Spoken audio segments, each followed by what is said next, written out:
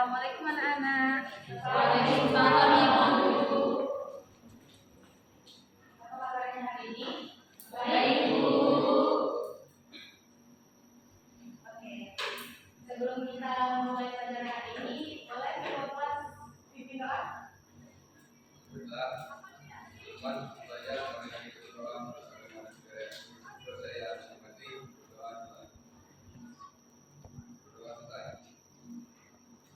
Baiklah. Nah, di sini ada nggak yang sudah hadir?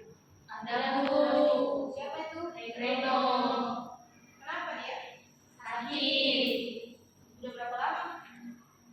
3 hari. 2 minggu.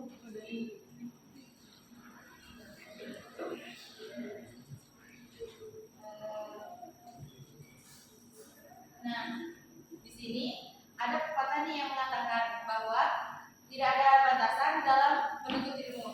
Semakin banyak kita belajar, maka semakin banyak juga ilmu yang kita akan dapatkan. Lalu, ada yang masih ingat nih? Oh ya, boleh dicek dulu keadaan kelasnya.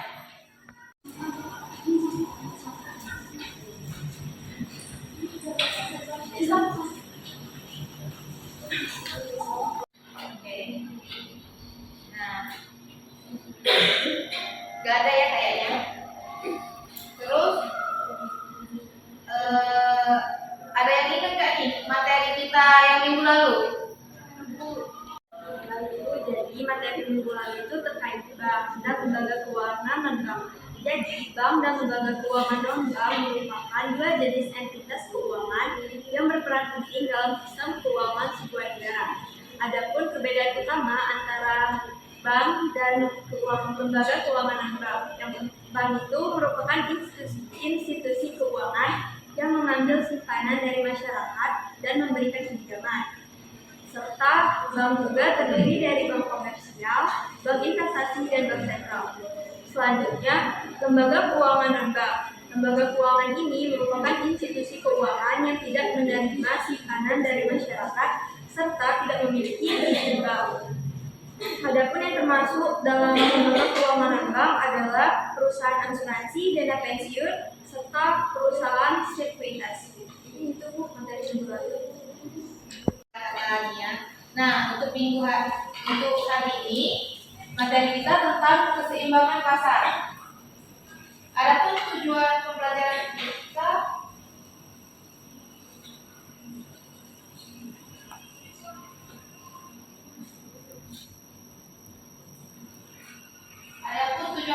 kita hari ini yaitu menjelaskan konsep permintaan dan faktor yang mempengaruhi permintaan.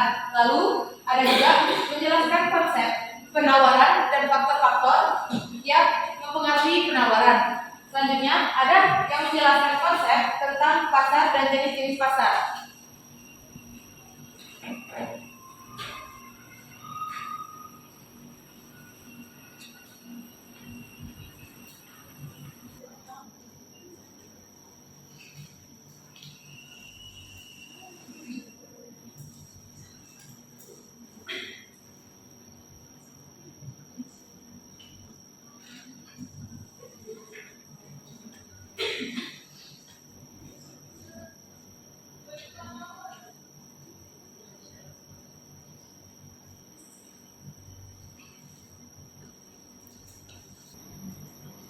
Nah, jadi di sini di dalam keseimbangan pasar itu ada yang mengenai permintaan. Jadi permintaan itu adalah jumlah barang atau jasa yang ingin dibeli oleh masyarakat dengan berbagai tingkatan harga dan waktu tertentu. Lalu faktor-faktor dari permintaan itu berupa faktor yang mempengaruhi permintaan. Ada satu, harga barang itu sendiri. Ada suatu barang akan mempengaruhi tingkat permintaan barang tersebut. Lalu yang kedua, itu ada harga barang lain berkaitan dengan produk dan merek dengan menawarkan beragam tingkat harga. Lalu ada jenis-jenis permintaan. Permintaan itu ada dua jenisnya. Satu berdasarkan jumlah permintaan individu, yaitu adanya serangkaian permintaan individu untuk barang dan atau jasa pada tingkat harga tertentu.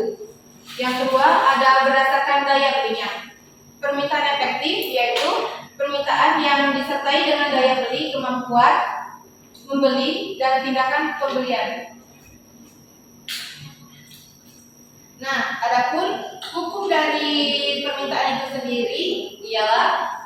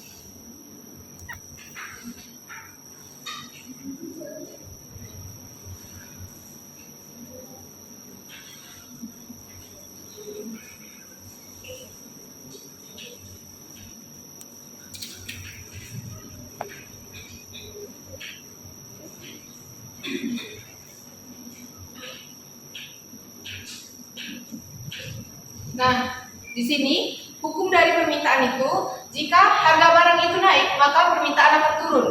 Lalu sebaliknya, jika harga barang itu turun, maka permintaan akan naik. Kita bisa contohkan itu, si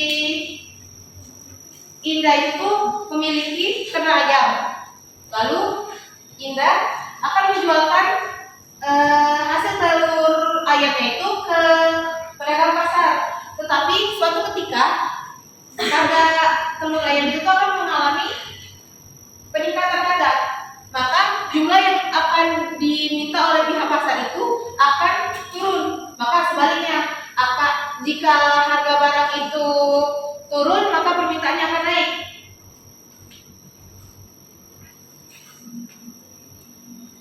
Nah, di sini ada mengenai penawaran. Penawaran itu sendiri ialah sejumlah barang yang dijual atau ditawarkan pada suatu harga dan waktu tertentu. Faktor penawaran itu yang mempengaruhi harga barang itu sendiri. Jika harga naik, maka produsen akan menambah jumlah barang yang ditawarkan. Harga barang lain, jika harga yang ditawarkan memiliki barang pengganti dengan harga yang lebih murah. Lalu biaya produksi. Semakin besar biaya produksi, tentu saja seorang produsen akan menetapkan harga yang tinggi pula. Jenis-jenis penawaran itu ada dua, berdasarkan jumlahnya. Penawaran pasar ini merupakan jumlah total dari penawaran barang atau jasa yang telah dibuat oleh penjual ataupun produsen pada tingkat harga tertentu. Lalu berdasarkan harga penawaran, penawaran marginal. Penawaran marginal terjadi ketika produsen memilih untuk menawarkan produknya sesuai dengan harga pasar. Lalu di sini ada elastisitas. Elastisitas itu adalah pengaruh perubahan harga terhadap jumlah barang yang diminta atau ditawarkan. Dengan kata lain, elastisitas merupakan tingkat kepekaan perubahan suatu gejala ekonomi terhadap perubahan gejala ekonomi lainnya.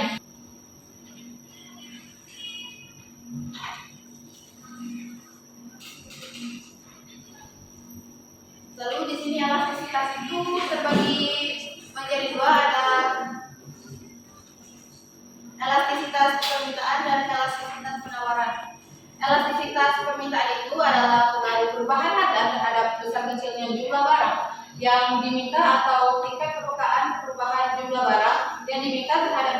harga barang. Lalu ada elastisitas penawaran.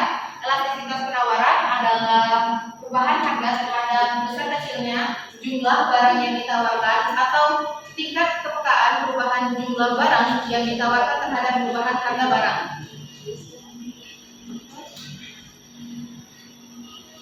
Nah, di sini ada pasar. Pasar itu dapat didefinisikan sebagai tempat di mana penjual maupun pembeli untuk melakukan transaksi jual beli barang ataupun jasa. Fungsi pasar itu antara lain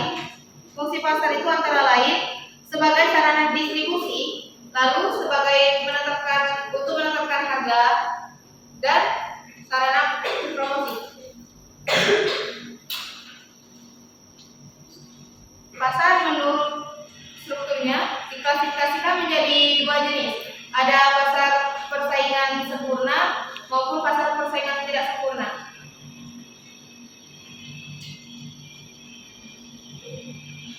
Pasar persaingan sempurna adalah struktur pasar di mana banyaknya penjual maupun pembeli. Jadi di sini adakah yang bisa baca kesimpulan?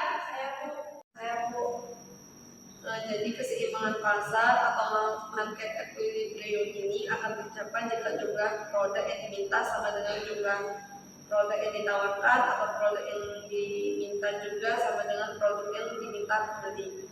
Pada saat itu juga akan terjadi transaksi antara penjual dan pembeli karena telah terjadi kesepakatan mengenai harga atau jumlah produk. Mungkin itu saja.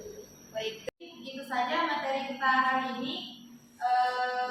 Ibu sudah bagi tugas di WhatsApp group yang bisa kalian kerjain nanti dan dikumpulkan di minggu depan. Mungkin itu saja pelajaran hari ini. Terima kasih. Wassalamualaikum warahmatullahi wabarakatuh.